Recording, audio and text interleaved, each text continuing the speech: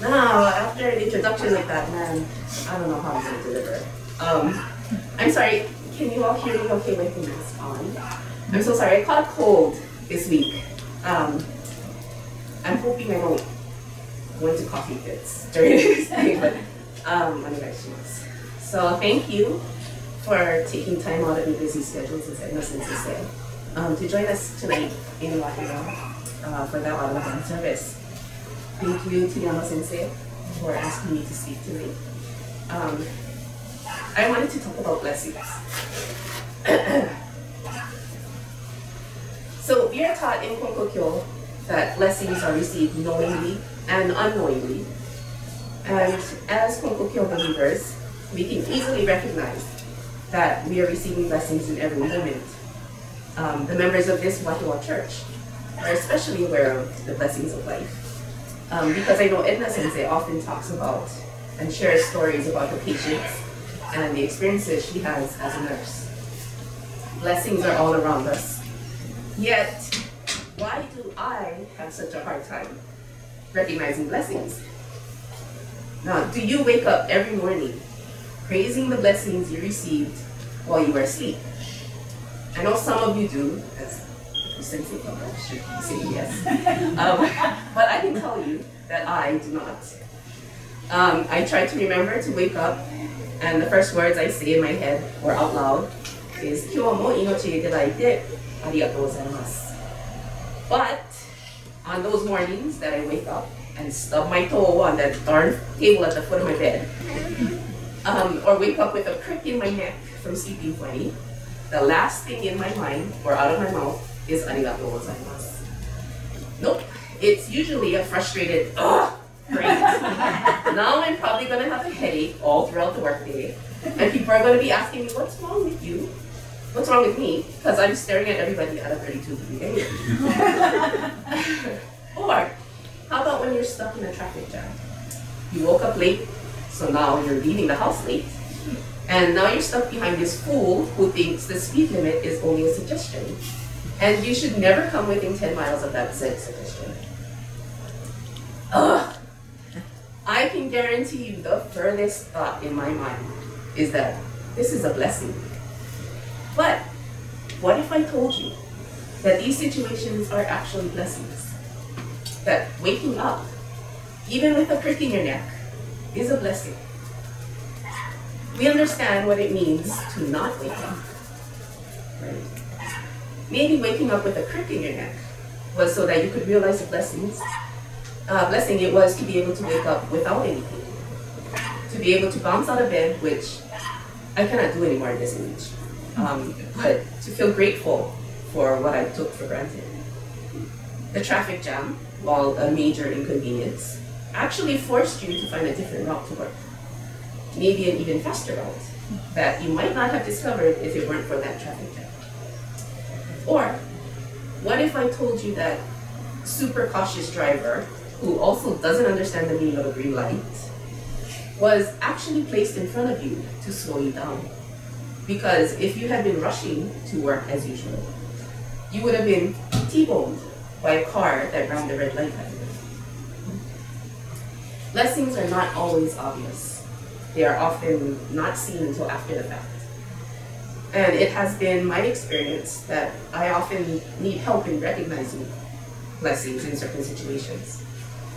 Whether through toritsugi mediation at Koto Sensei, or talking about it with a friend. In fact, my friend gave me this gem while discussing what to talk about today. Blessings are a gift. It is not how it's wrapped, it's what's inside.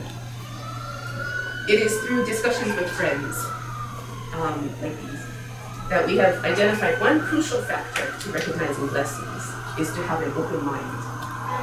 We need to keep an open mind in order to understand that situations are blessings, even if they may not seem like it. That blessings come wrapped in all different ways. Could be the nicely wrapped with a pretty bow and obvious that it's a blessing. Or it could be a wrinkled old brown paper bag. It could be an increase in your salary at work.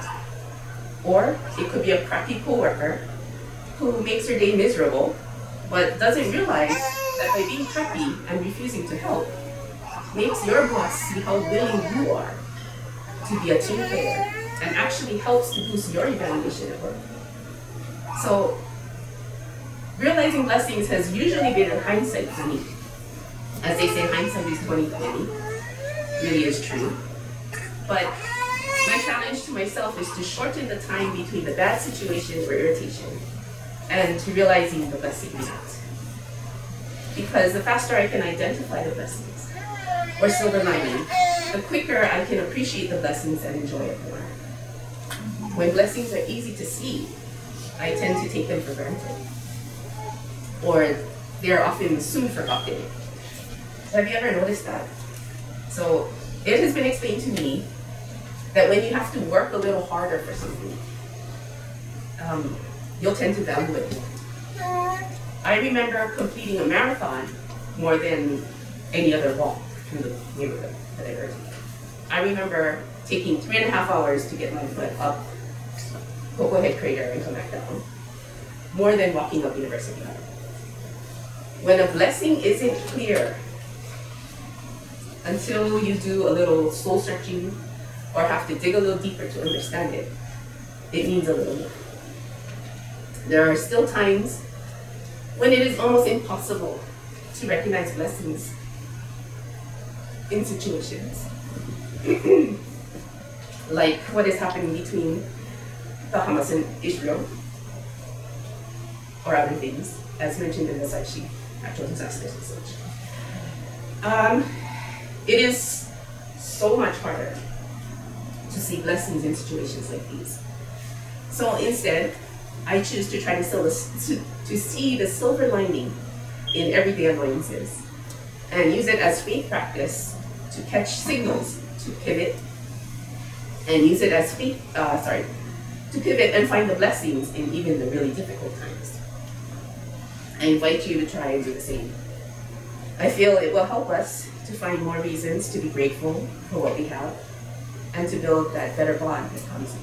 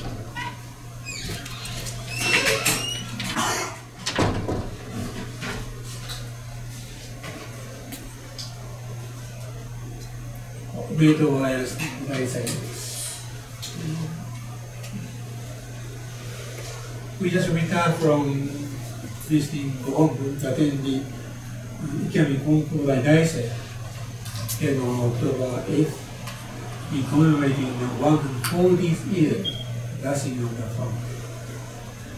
50 people from Hawaii, one from Iceland, joined at the Konko.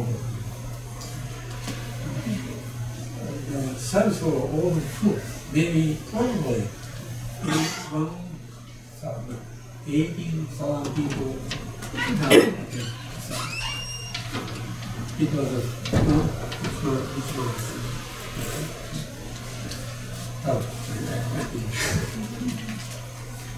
Anyway, Aimee had planned a privilege to go home, headquarters, church, Konko Town, on Hawaii.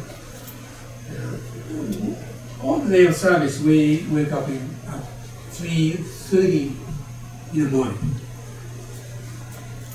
to be at the site to witness Konko-sama procession. He is present in the service. Usually, after the service, after watching Konko-sama proceed to Westport, we went to the service.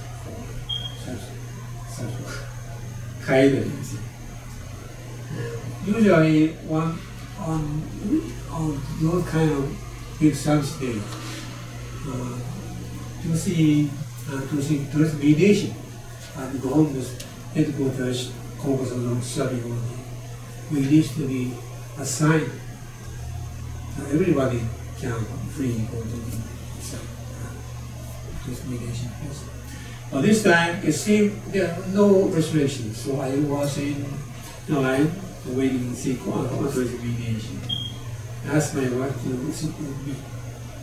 As my turn came, I proceeded to see Konko-sama, and I also made my message. Thank you. Konko-sama just gave me 2 pockets Goshima, very thick one. One pocket was named but no vision. Other one was no. So my first time, this is such a big amount of Goshima. Usually we have 3 or 5 Goshima inside. So I've been wondering, what would be meaning this? Actually, I was prepared. I thought came up in my mind about Goshima. I assumed that the message of Konko-sama would be to share the blessings we have received with other people who would also get blessings. I put one packet of Goshima from Konko in the envelope. Maybe you may have received. Goshima is a kind of receipt. Your message has been forwarded to Kami-sama. So this could be very easy to understand. Receipt from Kami-sama is Goshima. That's my message. Thank you very much for your time for your speech. Very